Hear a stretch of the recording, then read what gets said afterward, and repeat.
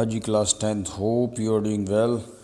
जैसा कि कल आपका एमसीक्यू टेस्ट होने वाला है, मल्टीपल चॉइस क्वेश्चंस 25 सितंबर को, जो कि आपका 4:30 के आसपास स्टार्ट होगा, 4:30 के आसपास, 4:30 to 5 के बीच में।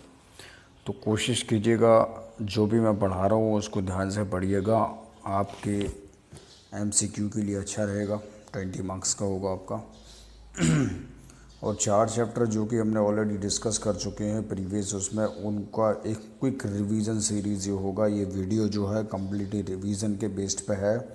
ये मत सोचिएगा पूरा कॉम्बाइन कैसे हो गया। कॉम्बाइन इसलिए हुआ है कि ये चैप्टर जो है पर्टिकुलर पूरे वीडियो को रिवीजन करते हुए बनाया गया है, जिसमें आपके सारे चैप्टर रिवाइज होंगे, जो कि आपके एग्ज़ाम और आपके हाफ ईयरली में भी आपकी हेल्प करने में बहुत ही इम्पोर्टेंट साबित होंगे। तो कोशिश कीजिए। हमने डेवलपमेंट पढ़ा था पिछले चैप्टर में। डेवलपमेंट क्या होता है? डेवलपमेंट कुछ भी हो सकता है। डेवलपमेंट जैसे आपकी हेल्थ डेवलप हो रही है, आपकी पर्सनालिटी डेवलप हो रही है, वो भी डेवलपमेंट। ग्रोइंग मतलब कुल मिला के बात ये ग्रो कर रहा है, चीज़ ग्रो कैसे कर रही है। सेक्टर्स की बात की थी। सेक्टर्स में बताया था आपको कि प्राइमरी सेक्टर होता है, सेकेंडरी सेक्टर होता है, टर्शियरी सेक्टर होता है। 3 टाइप के सेक्टर होते हैं जो कि बहुत इम्पॉर्टेंट है। प्राइमरी में एग्रीकल्चर, सेकेंडरी में आपका मैन्युफैक्चरिंग, थर्ड में टर्शियरी में आपका सर्विस सेक्टर, जो कि हम डिस्कस करेंगे अपने सेशन में भी डिस्कस करेंगे अभी जो करने वाले हैं। फिर मनी एंड क्रेडिट के बारे में बताया था, जिसमें डबल कोइंसिडेंस ऑफ वांट्स और globalisation and the Indian economy के बारे में हमने बातचीत की थी। तो ये तो हमारे सारा प्रीवियस चैप्टर जो हो गया, जो कि हमने ऑलरेडी डिस्कस्ड किया था।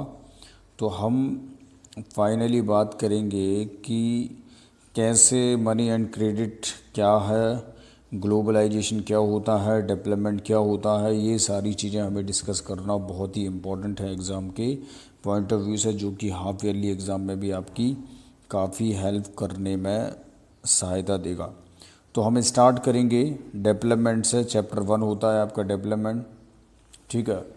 अब जानिए, आप स्टार्ट करिए। डेवलपमेंट होता क्या है? डेवलपमेंट क्या होता है कि मैंने आपको पहले ही बता दिया कि generally defined as growth. Development का जनरली मीनिंग होता है ग्रोथ। ग्रोथ कैसे हो सकती है? Some of the important goals are seeking more income, like कोई ज़्यादा पैसे कमाना चाहता हो, कोई इक्वल ट्रीटमेंट चाहता हो किसी के साथ, कोई रेस कास्ट क्रीड के ऊपर किसी के प्रकार का डिस्क्रिमिनेशन हो तो वो इक्वल ट्रीटमेंट चाहता हो, कोई फ्रीडम चाहता हो, कोई सिक्योरिटी चाहता हो कि भैया मैं सिक्योर रहूँ, कोई रिस्पेक्ट चाहता है तो लोग सिविल सर्विसेज में घुसते हैं रिस्पेक्ट के लिए, अच्छी जॉब मिल जाए। तो किसी का, हर एक व्यक्ति का, like suppose you are studying in 10th class, so you have your own perspective for development. I am not saying you also have the same mindset which I have, okay? तो everyone has a different kind of mindset। हर एक व्यक्ति के अपने अपने mindset different होते हैं। तो development भी हमें यही बताता है। आज क्वेश्चन आ सकता है कि what is the actual development means. Growth होगा कि फ्रीडम होगा कि सिक्योरिटी होगा कि सभी होंगे, ये सारी चीज़ें आपको डिस्कस करना है। फिर different peoples have different development goals, what may be development for one. यदि हो सकता है कि कुछ चीज़ें आपके लिए डेवलपमेंट हो, दूसरे व्यक्ति के लिए डेवलपमेंट ना हो, ऐसा भी हो सकता है, ठीक है। So one would consider earning more income. एक कंसीडर करेगा कि बहुत पैसे हों, और दूसरा कहेगा कि दूसरा व्यक्ति कहेगा कि यार मेरी डेली की ज़रूरतें पूरी हो जाएं, वो ही मेरे लिए इनकम है, वो ही मेरे लिए सब कुछ है। अब पर कैपिटा इनकम क्या होता है? Total national income upon total population, कितनी उस देश की पॉपुलेशन है और टोटल नेशनल इनकम क्या है, ये सारी पर कैपिटा इनकम में आ जाएंगी और टोटल पॉपुलेशन में आ जाएंगी। नेशनल डेवलपमेंट की बात करें तो बता दिया था कि पूरे देश की जो बात हुई, जैसे हेल्थ केयर सिस्टम पूरे देश का यदि मेजर करें तो नेशनल डेवलपमेंट में जाएगा।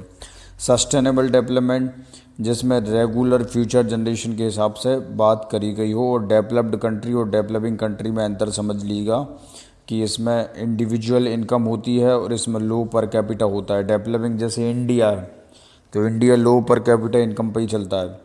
स्टेटस इंडिपेंडेंट होते हैं डेवलप्ड कंट्री, प्रॉस्परस होते हैं, समृद्धशाली देश होते हैं, यूएसए। यूएसए बहुत अच्छा एग्जाम्पल, यूरोप की बात कर लो। डिपेंडेंट और एम्पावराइज्ड, ये बड़ी प्रॉब्लम होती है, पॉवर्टी वगैरह रहती है। जैसे इंडिया की बात करो तो अनएम्प्लॉयमेंट की स्थिति बहुत ज़्यादा जनरली फैली हुई है। तो ये सब क्या है, ये सब डेवलपमेंट उस लेवल का नहीं है जो हम एक्सपेक्ट करते हैं जनरली, ठीक है। तो डेवलपमेंट होना, ये सारी चीज़ें समझना, this is the most important things, okay, जो कि एग्ज़ाम में बहुत इम्पॉर्टेंट है। तो डेवलपमेंट हर एक व्यक्ति का अपना हो सकता है, अपने हर एक व्यक्ति के अपने पर्सपेक्टिव हो सकते हैं, ये कभी भी आपको भूलना नहीं है, ठीक है। फिर उसके बाद हमने सेकंड चैप्टर की जो बात करी थी वो कौन सा था आपका, sectors of the Indian economy, जो आपका सेकंड चैप्टर था, ठीक है। तो sectors of the Indian economy में हमने क्या पढ़ा था कि प्राइमरी सेक्टर क्या होते हैं, सेकेंडरी सेक्टर क्या होते हैं, टर्शियरी सेक्टर क्या होते हैं। प्राइमरी सेक्टर में मैंने आपको बताया था ऑलरेडी कि भैया प्राइमरी सेक्टर में आपके एग्रीकल्चर से रिलेटेड चीज़ें जाएंगी, ठीक है, एग्रीकल्चर, ओके। प्राइमरी सेक्टर में एग्रीकल्चर आ गया, सेकेंडरी सेक्टर में आपका मैन्युफैक्चरिंग आ गया, टर्शियरी सेक्टर में आपका सर्विस सेक्टर आ गया। तो टर्शियरी सेक्टर को सर्विस सेक्टर भी बोलते हैं, इसको नहीं भूलना है, sectors of the Indian economy. अब उसके बाद on the basis of employment के बारे में बताया था, ऑर्गेनाइज्ड सेक्टर, अनऑर्गेनाइज्ड। ऑर्गेनाइज्ड क्या होते हैं कि जो बिल्कुल सेटअप होते हैं, जैसे कंपनीज वगैरह में काम कर लो आप, ऑर्गेनाइज हो गया, सेटअप है भैया, पूरा सेटअप है कहीं।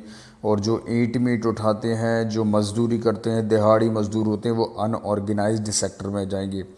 ऑनरशिप में बात की जाए तो पब्लिक सेक्टर हो गया, प्राइवेट सेक्टर हो गया, जॉइंट सेक्टर हो गया, ठीक है। तो ये तीन सेक्टर्स हैं जो कि आपको समझना है on the basis of nature of economic activities, on the basis of employment condition और ऑनरशिप। तो ये तीनों बहुत इंपॉर्टेंट हैं आपके एग्ज़ाम के पॉइंट ऑफ व्यू से, जो कि आपको देखना है। प्राइमरी सेक्टर्स और सेकेंडरी और टर्शियरी, इनको कवर कर लेना, आप उन पर ज़्यादा फोकस करना, ठीक है। थर्ड चैप्टर में हमने जो बात की थी वो बात की थी मनी और क्रेडिट। मनी और क्रेडिट की बात की जाए तो मैंने आपको वाटर सिस्टम बताया था कि वाटर सिस्टम क्या होता है, कि दूसरे व्यक्ति की ज़रूरतें पूरी हो रही हो, आपकी पूरी हो रही हो, तो वाटर सिस्टम बन जाता है। वाटर सिस्टम में प्रॉब्लम क्या थी कि डबल कोइंसिडेंट ऑफ वांट्स नहीं मिल पाता था, तो मनी ने इस प्रॉब्लम को सॉल्व कर दिया, ठीक है।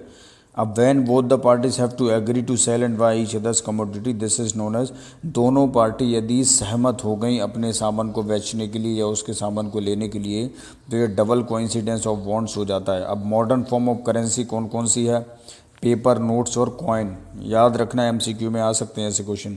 करेंसी एक्सेप्ट होती है medium of exchange because it is authorise by the government of the country.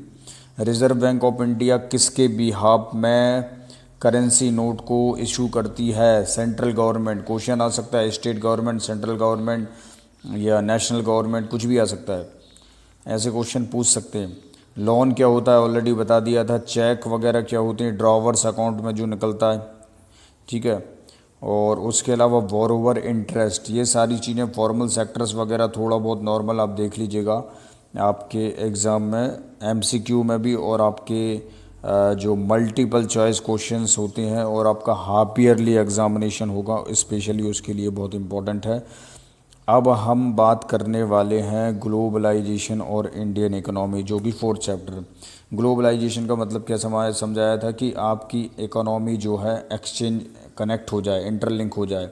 Globalisation is a process of international integration arising from the interchange और वर्ल्ड व्यूज़, जिसकी इकोनॉमी कनेक्ट हो जाए वर्ल्ड के view से। और multinational corporation बताया था, several countries.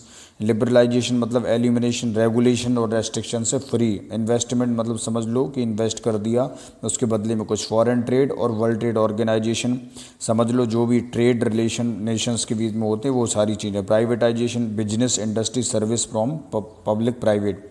Special economic zone of a country, समझ लो कि सब्जेक्ट यूनिक इकोनॉमिक रेगुलेशन, वो समझ लेना आप। फॉरेन इन्वेस्टमेंट आप थोड़ा सा ध्यान से पढ़ लेना तो आपका रिवाइज हो जाएगा कि based on another nation.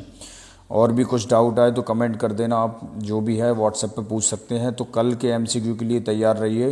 Sharp 4:30 बजे के आसपास आपका हम लेंगे, 4 बजे के आसपास, 4:30 बजे के आसपास। So thank you so much for connecting with us.